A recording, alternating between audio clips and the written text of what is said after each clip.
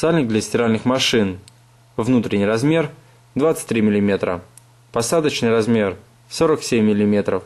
Толщина сальника 10 мм. Для того, чтобы правильно подобрать сальник, нужно измерить вал крестовины, а не сам сальник. Поставляется без смазки.